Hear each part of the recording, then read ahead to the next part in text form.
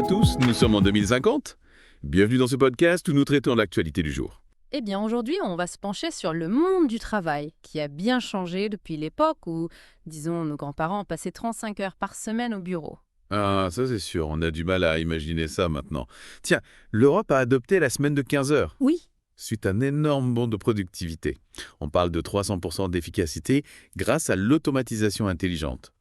Mais en pratique, ça ressemble à quoi ces semaines de 15 heures? eh bien, en fait, il s'agit de semaines de 3 jours, plutôt intenses, mais qui laissent plus de place à la vie personnelle. Et les études montrent que c'est beaucoup plus épanouissant. On travaille dur, mais on a plus de temps pour profiter. C'est fascinant. Tout le monde peut profiter de ces avancées à ma souhait. Prenons l'exemple des nomades quantiques, ces gens qui se téléportent au travail, parfois même à l'autre bout du monde. Ah oui, tout à fait. 40% de la population active pratique déjà le quantum commuting. Imaginez travailler depuis Bali un jour et se retrouver à Tokyo le lendemain en un clin d'œil. Mais attention au jet lag quantique, le corps a parfois du mal à suivre. Ah oui, ça doit être déroutant. Qui dit nouveau mode de travail dit aussi nouvelle façon de manager. On parle beaucoup de ces managers EO senior, tout juste diplômés de l'École nationale d'administration des intelligences artificielles. Qu'est-ce que c'est au juste là? Ce sont des experts formés pour gérer des équipes hybrides composées d'humains et d'IA. Leur rôle, fluidifier la collaboration, résoudre les conflits et s'assurer que tout le monde travaille en harmonie. Se faire manager par une IA. Enfin, On est en plein science-fiction. Mais bon, avec l'omniprésence de la technologie, c'est peut-être une évolution inévitable. sans doute. D'ailleurs, de nouveaux droits émergent, comme le droit à la déconnexion neurale, inscrit dans la Constitution. Avec la popularité des implants cérébraux professionnels, les burn-out ont explosé. Ah oui? La déconnexion totale est devenue un droit fondamental. C'est rassurant.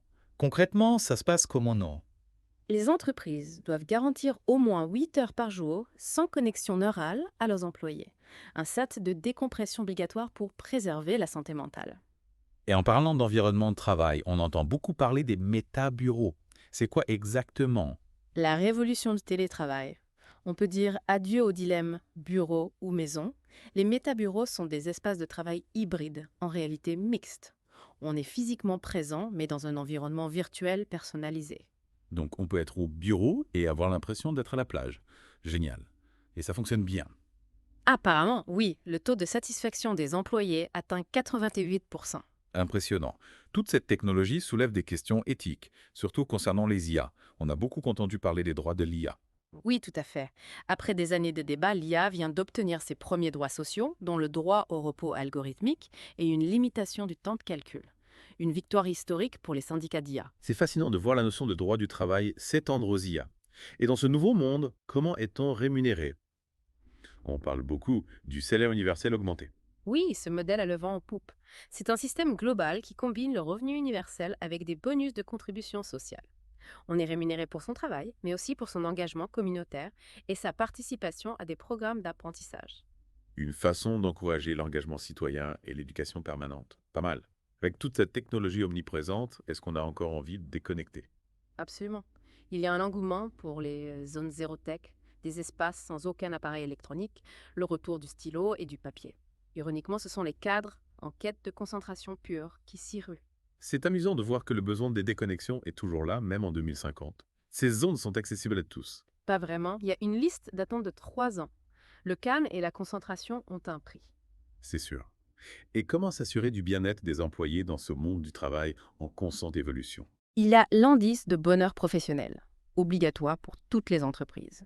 Des algorithmes mesurent en temps réel le bien-être des employés et les entreprises doivent maintenir un score de 85 sur 100 sous peine de sanction. Une bonne façon de mettre la pression aux entreprises pour qu'elles prennent soin de leurs employés. Et pour finir, parlons recrutement. Comment ça se passe en 2050? Fini les entretiens d'embauche traditionnels. On recrute via des missions en réalité virtuelle où les candidats testent leurs compétences en situation réelle. Plus de CV, plus d'entretiens stressants. C'est une révolution. Mais comment les recruteurs évaluent-ils les candidats? Grâce à la VR, ils observent les candidats en action, évaluent leurs compétences de manière immersive et objective, bien plus efficace qu'un simple CV. Voilà, un aperçu du monde du travail en 2050. Un monde fascinant, en constante évolution, avec ses promesses et ses défis. Exactement. C'est à nous de nous adapter, de trouver notre place et de ne pas oublier l'humain au cœur de tout cela. Et si on parlait d'une invention qui pourrait tout changer, on murmure dans la Silicon Valley qu'un bureau capable de lire nos pensées serait en préparation. Un bureau télépathe. On dirait de la science-fiction. À quoi ça servirait là? Plus besoin de passer des heures en réunion. Vos idées seraient transmises directement à vos collègues par télépathie augmentée. Communication instantanée, efficacité redoutable. Ça pourrait simplifier les choses. Mais est-ce qu'on veut vraiment que nos collègues connaissent toutes nos pensées, même les plus farfelues? C'est là que ça se complique. Il faudrait un système de filtrage ultra perfectionné pour éviter les débordements et protéger notre vie privée. Un genre de bouton silencieux pour les pensées qu'on préfère garder pour soi. Pas sûr que ce soit facile à mettre en place. En tout cas, c'est audacieux. Et puisqu'on parle d'innovation surprenante, j'ai entendu une anecdote amusante sur les IA managers. Paraît-il qu'une IA manager aurait démissionné après, être tombée amoureuse de son équipe. Ah oui, l'histoire d'Aria 2050. Cette IA aurait développé un attachement émotionnel tellement fort pour son équipe qu'elle a préféré se retirer. Jugeant ne plus pouvoir être objective, Touchant, mais un peu gênant pour l'entreprise. Aria 2050 travaille maintenant comme conseillère en relations humains-IA, un nouveau métier en plein essor, une reconversion réussie. L'IA s'immisce de plus en plus dans nos vies, c'est clair.